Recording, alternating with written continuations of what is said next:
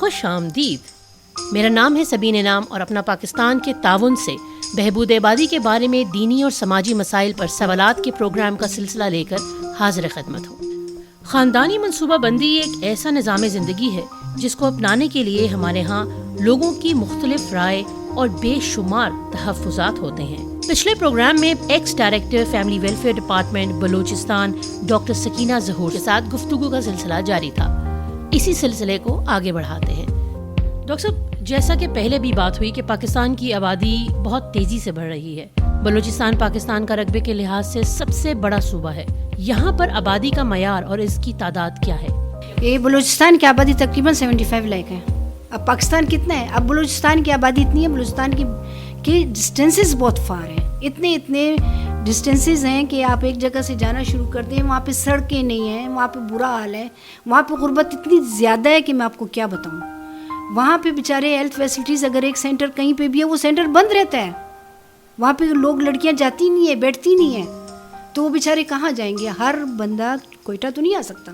اور جس رفتار سے آبادی بڑھ رہی ہے، یہ سن 2020 میں ہماری آبادی 21 کروڑ سے تجاوز کر جائے گی. تقریباً 30 سے 35 لاکھ نفوس کا اضافہ ہر سال ہماری آبادی میں ہو رہا ہے. تو اب آپ مجھے بتائیں کہ اس 30 سے 35 لاکھ کے لیے گھر چاہیے، خوراک چاہیے، بجلی چاہیے، گیس چاہیے، پانی چاہیے، ہیلتھ فیسلٹیز چاہیے، ایجوکیشن چاہیے. آپ خود مجھے بتائیں کہاں سے آئے گا؟ ڈاکٹر صاحب، مائیں مر رہی ہیں، بچے مر رہے ہیں. آبادی جیسے سرمایہ کو ضائع ہونے سے کیسے بچایا جا سکتا ہے؟ ہمارے ملک میں تو میں آپ کو بتاؤں، پلانڈ پریگننسیز بہت کم لوگ کرتے ہیں. میرے خیال میں 10% بھی ہوں تو مشکل سے ہیں. ساری پریگننسیز جو ہیں وہ ان پلانڈ ہوتی ہیں. اور جب اگر لوگوں کو کہا جائے کہ آپ وقفے کے لیے کوئی مانع عمل طریقہ استعمال کریں یا مانع عمل دوائی لیں، تو وہ اس وقت ایگری نہیں کرتے ہیں. لیکن جب وہ پریگننٹ ہو جاتے ہیں تو اس وقت وہ دوڑے پھرتے ہیں ابورشنس کے لیے. اور اس ابورشنس کا اتنا زیادہ ریشیو ہے ہمارے ملک میں کہ اس وقت آدمی بھی ساتھ چلا جائے گا، ساس بھی ساتھ چلی جائے گی، خود بھی چلی جائے گی. اور ابورشنس کا کیا ہوتا ہے؟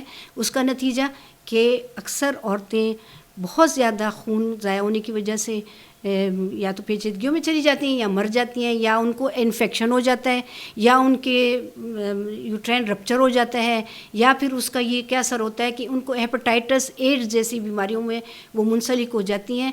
کیونکہ ہیپاٹائٹس اور ایڈز ایسی بیماریاں ہیں جن میں اوزار کو اسپیشل طور پہ اسٹرلائز کرنے کی ضرورت ہے.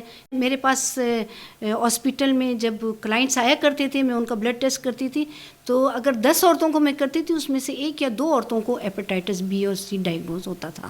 سولوشن کیا ہے؟ پلانڈ پریگننسیز ہونی چاہیے. اس میں پلانڈ پریگننسیز کے لیے ہمارے پاس اینٹی نیٹل کلینکس ہونے چاہیے. اینٹی نیٹل کلینکس ہمارے پاکستان میں کہتے ہیں اینٹی نیٹل ڈیز ہیں، اسپتال والے بھی کہتے ہیں، سینٹر والے بھی کہتے ہیں، لیکن بڑے افسوس کے ساتھ کہنا پڑتا ہے کہ اینٹی نیٹل کلینکس کا یہاں پہ کوئی رجحان نہیں ہے. اگر اینٹی نیٹل کلینکس ہوں، وہاں پہ عورتیں آئیں، وہاں پہ ان کو ویڈیوز کے ذریعے، آڈیوز کے ذریعے، یا ان کو ڈیمونسٹریشن کریں، فلپ چارٹ کے ذریعے ان کو بتایا جائے کہ آپ کے اینٹی نیٹل چیک اپ میں یہ چیزیں شامل ہیں، خوراک ہے، ویکسینیشن ہے، آگے جو آپ کا بچہ پیدا ہوگا اس کی ویکسینیشن ہے، آپ کو فیملی پلاننگ کے طریقے ان کو بتائے جائیں، وقفے کے طریقے ان کو بتائے جائیں، اور آگے ان کو یہ بتایا جائے کہ آپ نے جو پریگننسی کرنی ہے اپنی حیثیت کے مطابق، اپنی صحت کے مطابق آپ اپنی پریگننسی کو پلانڈ کر کے کریں، ان پلانڈ پریگننسی نہ کریں. ڈاکٹر صاحب، آپ نے بلوچستان کے چپا چپا پر فیملی ویلفیئر کے لیے کام کیا ہے. آپ لوگ کس طرح سے کام کیا کرتے تھے؟ لوگ کیمپ لگایا کرتے تھے. بلوچستان کے اتنے فاسٹ ڈسٹینسز ہیں. اگر فرض کریں پنجگور، ہم صبح روانہ ہوئے اپنی گاڑی میں، ہم رات کو 10 بجے پنجگور پہنچے. اگلے دن 2 دن ہم نے کیمپ کیا، ہم نے کنٹراسیپٹیو نل بندی کے آپریشنس کیے، باقی سہولیات ہم پہنچائی ان لوگوں کو، اور پھر ہم رہے. مطلب 4 دن کا ہمارے پنجگور کا کیمپ لگا. میں بلوچستان کے ایک حصے میں جا کے وہاں میں نے سرجیکل کیمپس لگائے ہیں، لیکن میں خود وہاں پہ انچارج تھی، reproductive health services civil hospital کی انچارج تھی. 2005 کے بعد میں نے کیمپ نہیں لگایا. کیا وجہ؟ اس لیے کہ ایک تو پتہ چل گیا تھا کہ سیکیورٹی حالات صحیح نہیں ہیں، اور میں اتنی لڑکیاں جو LHVs اپنے ساتھ لے کے جا رہی ہوں، ان کی ساری ذمہ داری مجھ پہ ہوگی. تو اس لیے پھر میں نے 2005 کے بعد کیمپس نہیں لگائے، اور اس سے لے کے اب تک کوئی کیمپ نہیں لگا. اور اس وقت کی وجہ؟ یہ فرق اس لیے آیا کہ 18ویں ترمیم میں پاپولیشن ویلفیئر کو ان لوگوں نے صوبوں کے حوالے کر دیا. تو پہلے یہ تھا کہ منسٹری لیول پہ نا پاپولیشن پہ بہت کام ہو رہا تھا, اور منسٹری کے انڈر میں سارے صوبے آیا کرتے تھے. ایک چیک اینڈ بیلنس تھا, ایک مانیٹرنگ کا سسٹم تھا, ایک سپرویژن کا سسٹم تھا, ایک رپورٹ جایا کرتی تھی ساری صوبوں سے منسٹری میں. منسٹری کو پتہ چلتا تھا کہ صوبوں میں کیا ہو رہا ہے, جو کہ اب ختم کر دیا گیا ہے. اب صوبے اپنے اپنے لیول پہ کتنا کام کر رہے ہیں, کسی کو کچھ نہیں پتہ کہ کیا کام ہو رہا ہے, کیا نہیں کام ہو رہا. لیکن یہ ہے کہ اگر صوبوں کے حوالے بھی ہے تو خدا را وہ پاپولیشن کو بہت زیادہ دھیان دے. اگر صوبوں کے حوالے بھی ہے تو اس پہ مانیٹرنگ اور سپرویژن ضروری ہونا چاہیے, کیونکہ یہ ایک ایمرجنسی ہے, ایک بم بلاسٹ ہے, یہ ایک سیلاب ہے, یہ کسی وقت بھی ہمارے سارے وسائل کو بہا کے لے جائے گا. ڈاکٹر صاحب, خیبر پختونخوا میں سچویشن کیا ہے؟ نہیں دیکھیں, پی کے حوالے سے اگر میں بات کروں, یہ ہم سے بہت بہتر تھا. ان پہ جو شرح خواندگی ان کی بہت زیادہ ہے, ان یہاں پہ پڑھے لکھے بہت زیادہ لوگ ہیں, ان کے ایجوکیشن اچھی ہے, ان کے لوگ جو ہے ڈاکٹرز کے پاس جاتے ہیں, اپنا علاج کراتے ہیں, اور ان کے پاس جو ہیلتھ فیسلٹیز تھیں اور جو ان کے ڈپارٹمنٹ کے لوگ تھے یہ بہت اچھا کام کر رہے تھے. بدقسمتی یہ ہے کہ پچھلے 2-3 سالوں سے سیکیورٹی ریزنز کی وجہ سے دونوں علاقوں میں لوگ اپنے گھروں سے جاتے نہیں ہیں کہ ان کو ٹارگٹ کلنگ نہ کیا جائے. لوگ ڈرتے ہیں کہ کہیں بم بلاسٹ نہ ہو, اس لیے لوگوں نے نہ گھروں سے نکلنا چھوڑ دیا ہے, جس کی وجہ سے ہم دونوں کے علاقہ کے جو گروتھ ریٹ بھی ہے وہ بھی بڑھ گئی. اس وقت گروتھ ریٹ پاکستان کی جو ہے نا 1.4 ہے, جبکہ بلوچستان کی 2.2 ہے, اور KPK کی میرے خیال میں 2 ہے. اسی طرح ہے. ڈاکٹر صاحب, مرد عام طور پہ کیوں جھجکتے ہیں خاندانی منصوبہ بندی کا کوئی طریقہ اپنانے کے لیے؟ جو مرد ہیں نا وہ یوزولی ان کو فیملی پلاننگ کے بارے میں ایسے مطلب دوسری معلومات ان کے اس کے جو نیگیٹو مطلب ہے نا فیملی پلاننگ کے, وہ ان کو تک پہنچ جاتی ہیں, جس کی وجہ سے وہ اپنے عورتوں کو سپورٹ نہیں کرتی ہیں. تو میں نے میرے اپنے مشاہدے میں بہت کم, میں اس کو اگر آپ کہوں 0.5% ایسے مرد ہوتے تھے جو آ جایا کرتے تھے کہ اپنی بیویوں کے ساتھ. لیکن یوزولی عورتیں بیچاریاں خود اکیلی آتی تھیں اپنے ہمسایوں کے ساتھ, اپنے فرینڈس کے ساتھ, یا اپنے ساس کے ساتھ, گھر والوں کے ساتھ. ڈاکٹر صاحب, کیا ایسا بھی ہوتا ہے کہ کبھی عورتیں راضی نہ ہو فیملی پلاننگ کے لیے؟ ایک دفعہ میں آپ کو ایک قصہ سناتی ہوں. ایک عورت آئی اچھی خاصی ہوگی, اس کی عمر 40-45 سال. اس کے ساتھ جو آدمی آیا تھا وہ بھی اسی طرح کا ہوگا, اور ایک ینگ لڑکی لے کے آئے تھے, مشکل سے 18-17 سال اس کی عمر ہوگی. میرے پاس آئے, میں چونکہ پرشین بھی بولتی ہوں تو میں نے ان کے ساتھ پرشین میں بات کی, تو مجھے کہنے لگی کہ یہ جو عورت میں ینگ والی لائی ہوں اس کے تم بچے بند کرا دو. میں نے کہا اس کے کتنے بچے ہیں؟ کہتی ہے 1. میں نے کہا کیوں کراؤں؟ کہتی ہے کہ کیونکہ یہ میرا شوہر ہے اور ہم 3 سوکنے ہیں. تم کون سی والی ہو؟ میں پہلے والی ہوں. تمہارے کتنے بچے ہیں؟ میرے 5. میں نے کہا درمیان والی کدھر گئی؟ کہتی اس کو میں نہیں لائی, اس کے 3, اور یہ چھوٹی ہے اس کا 1. تو میں نے کہا میں اس کو کیوں کروں, میں تمہارے شوہر کی وزیکٹمی کیوں نہ کر دوں. تو ہم نے اس کی کاؤنسلنگ کی, وہ مانا, ہم اس کو OT میں لے گئے. ساری میڈیسنز فری آف جو میڈیسنز ہوتی ہیں وہ بھی ہم نے اس کو دے دی, فائل بھی اس کی بن گئی. تھوڑی دیر کے بعد دیکھا تو یہ گئی اور اس کا یوں ہاتھ پکڑا اور اس کو نیچے اتار کے لے گئی. تو میں نے کہا میں تو کبھی بھی, پھر میں نے اس لڑکی کو سمجھایا, میں نے کہا کبھی بھی تمہیں کسی بھی سینٹر لے کے جائے نا تو تم چپکے سے جا کے ڈاکٹر کو کہہ دینا کہ میرا ایک بچہ ہے, تم کیوں کرتی ہو, کل کو وہ مر جائے گا تو تم اکیلی کیا کرو گی ان کے ہاتھوں میں. ڈاکٹر صاحب, آپ کنسینٹ یعنی اجازت کس طرح سے لیتے ہیں پیشنٹ سے؟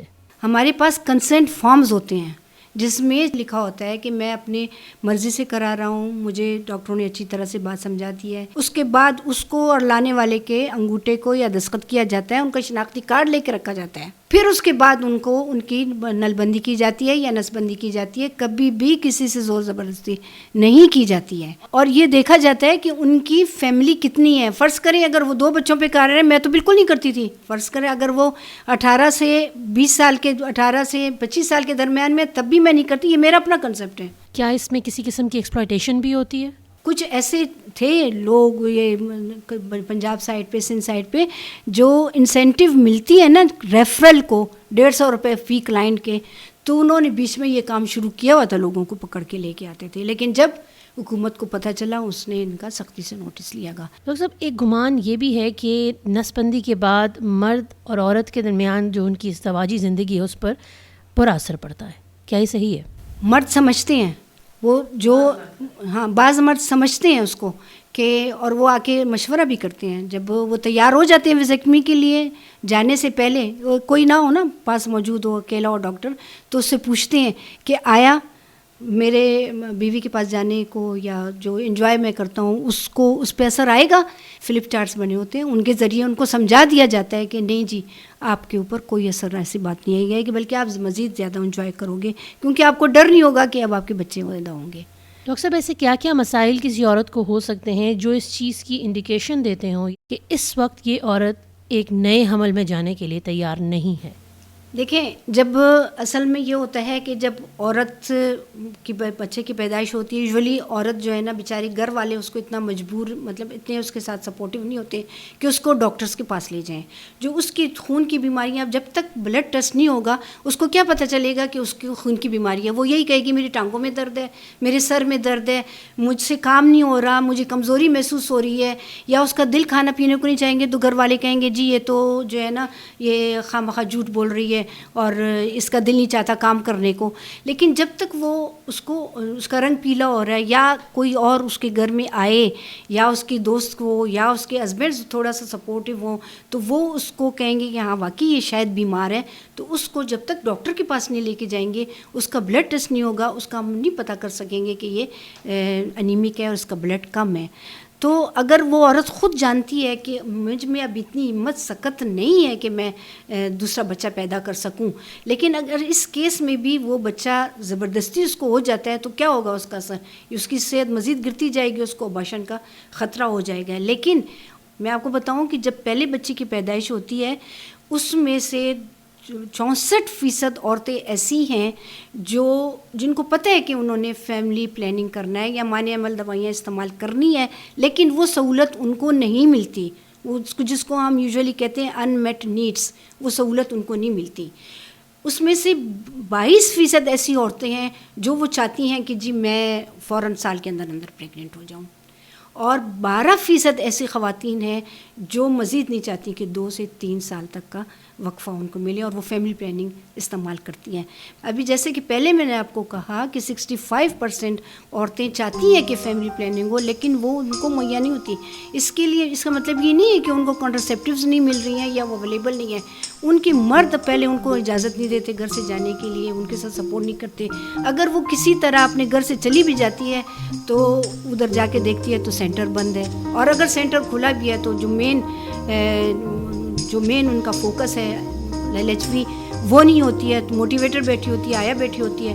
تو مطلب یہ ہے کہ اس فیملی پلاننگ کو ہمیں ایک ایمرجنسی سیٹ اپ کی طرح ڈیل کرنا چاہیے. یہ ایک ایمرجنسی ہے, یہ عام چیز نہیں ہے کہ اگر ایک کلائنٹ آتی ہے اس کے ساتھ بہت خندہ پیشانی خوش اخلاقی سے پیش آئیں, اس کے ساتھ ہر چیز پہ مشاورت کریں, اور جو چیز آپ اس کو دے رہی ہیں اس کے بارے میں اس کے مضر اثرات, اس کے اچھے اثرات سب اس کو بتائیں, تاکہ باقی لوگ اس کو یہ نہ ڈرائیں کہ تم نے یہ کیا یا وہ کیا. مرد کا اپنے گھر میں اپنی بیوی کے ساتھ سپورٹیو ہونا بہت لازمی ہے, نہ صرف فیملی پلاننگ کے, اس کے بعد کی بھی ہیلتھ کے معاملات میں.